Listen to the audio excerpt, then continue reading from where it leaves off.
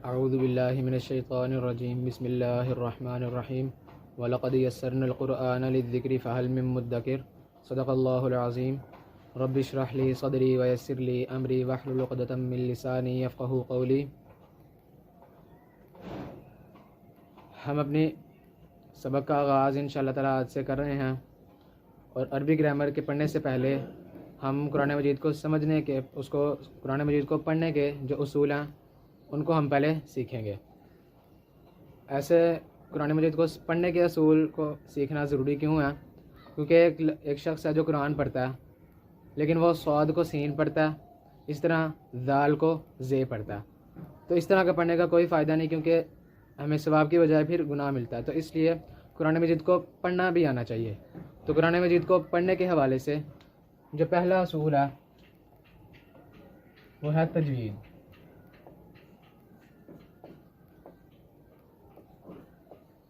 कुरान मजीद को तजवीद के साथ पढ़ना चाहिए। अभी ये जो तजवीद का लफ्ज़ है ये जयद से निकला। जयद के मानी कि उम्दा तरीके से पढ़ना। आपने अभी सुना होगा कि बड़ा जयद आलिम है, यानी उम्दा आलिम है। तजवीद का लफ्ज़ जयद से निकला यानी उम्दा तरीके से पढ़ना। अब जो तजवीद में पहली चीज़ आती है वो है रमूज़ औक़ाफ़। ये आपने नाम पहले भी सुना होगा, रमूज़ औक़ाफ़। ये जो रमूज़ है ये रम्ज़ की जमा है। रम्ज़ के माने इशारे, इशारात, और औक़ाफ़ जो है ये वक्फ़ की जमा। वक्फ़ की जमा, वक्फ़ यानी रुकना। तो इसका जो रमूज़ औक़ाफ़ का मतलब बनता है वो बनता है कि ठहरने के इशारात। कुरान मजीद में ऐसे बेशुमार मुकामात हैं कि आयत के दरमियान में भी ऐसे कोई रमूज़ औक़ाफ़ लगे होते हैं जिन पे हमें रुकना चाहिए या नहीं रुकना चाहिए। मिसाल के तौर पे मीम आता है, ये वक्फ़े लाजिम की अलामत है क्योंकि यहाँ पे लाजमी रुकना चाहिए। इस तरह लाम अलिफ आता है, आयत को मिलाने के लिए ये इस्तेमाल होता है। इस तरह जीम, फ़ा, इस तरह के मुख्तलिफ आपने देखे होंगे कि आयत के दरमियान में लगे होते हैं रमूज़ औक़ाफ़। अब मीम वक्फ़े लाजिम की अलामत है। इसी तरह मीम, लाम अलिफ, जीम, तो, इसके अलावा भी आपने आयत के दरमियान में कई रमूज़ औक़ाफ़ देखे होंगे। अब मीम जो है वक्फ़े लाजिम की अलामत है। इसकी मिसाल हम इस तरह समझ सकते हैं, मिसाल के तौर पे उर्दू का जुमला, उठो मत बैठो, उठो मत बैठो। अब इस जुमलों को हम इसके तर्जुमे को दो एतबारात से ले सकते हैं। अगर हम उठो पे रुक जाएं तो इसका मतलब है उठो ये हुक्म दिया गया और मत बैठो बैठने से मना किया गया।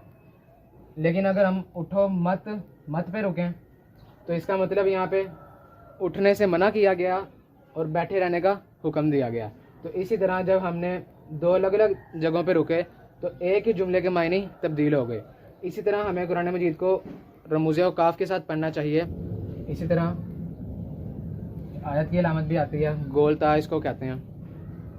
इसी तरह लाइनों के साथ साथ आइन लिखा होता है, इसको रुकू की अलामत कहते हैं, रुकू की अलामत है। और आइन के अंदर कोई भी हिस्सा लिखा होता है, मिसाल के तौर पे 4, तो इसका मतलब है इस रुकू के अंदर, या जो रुकू गुजरा इसके अंदर 4 आयात हैं।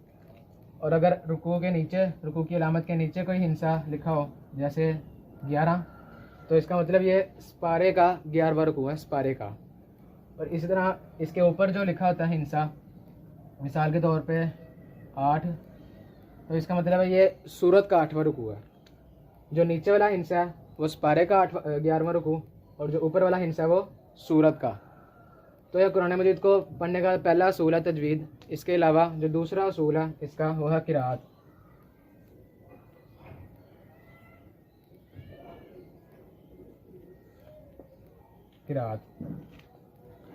कुरान मजीद को पढ़ने के हवाले से जो दूसरा असूल है वो किरात है। और ये लफ्ज़ किरत नहीं है, किरत के मायने तब्दील हो जाते हैं। ये लफ्ज़ पढ़ा जाता है किरात।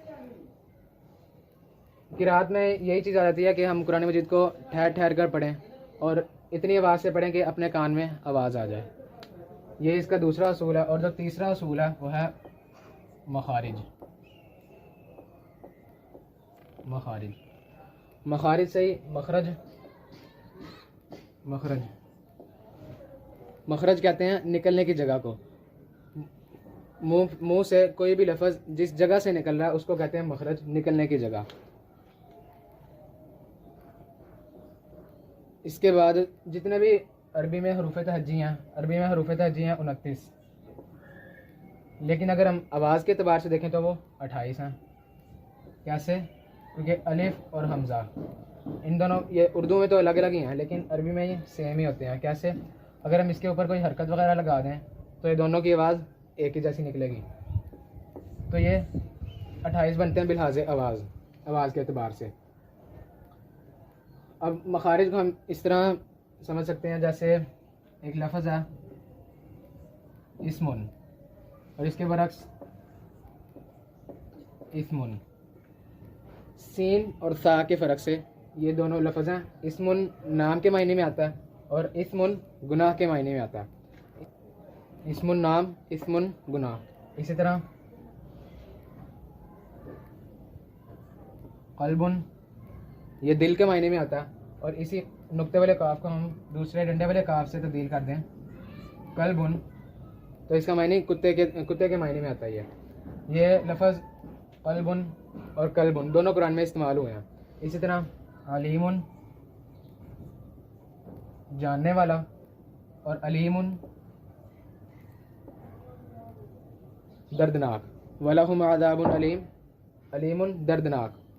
ऐन और अलिफ के फ़र्क से ये लफ्ज़ इसके मानी तब्दील हो रहे हैं। यहाँ पे नुक्तों वाले काफ और डंडे वाले काफ से इसके मानी तब्दील हो रहे हैं और इसके सीन और सा से इसके मानी तब्दील हो रहे हैं।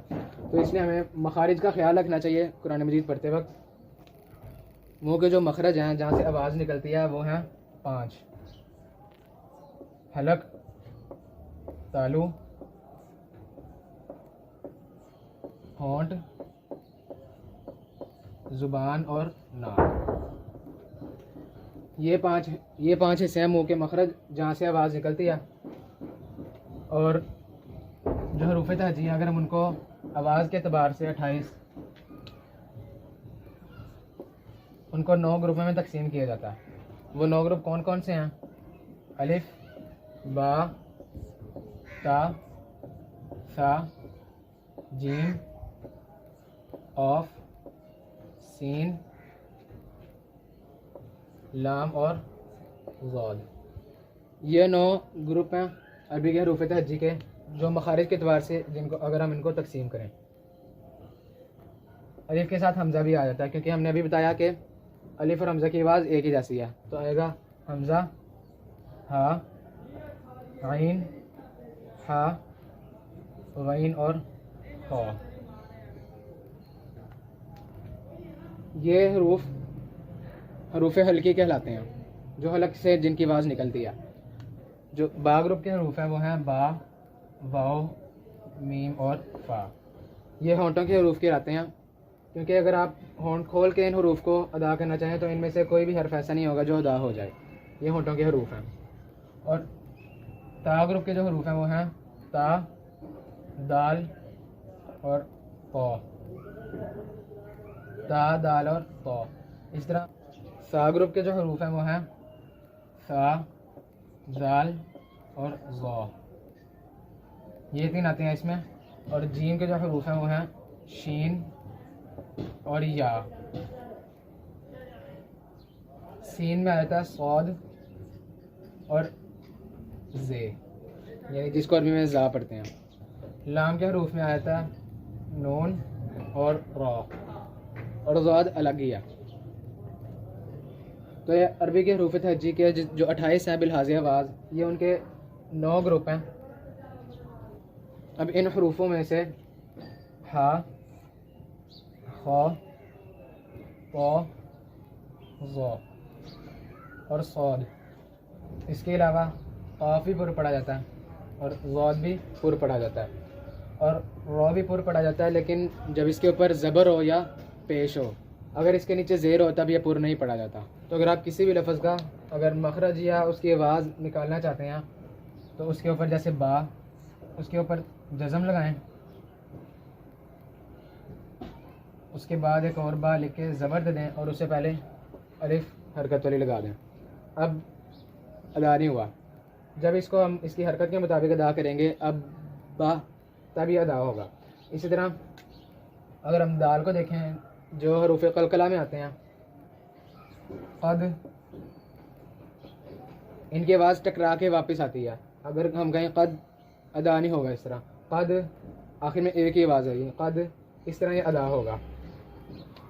तो ये कुरान मजीद को पढ़ने के उसूल के हवाले से हिस्सा अव्वल में हमने ये 3 उसूल पढ़े, तजवीद, किरात और मखारिज, ताकि हम एक आम शख्स भी कुरान मजीद को आसान मफ़हूम में समझ सके और उसको पढ़ सके।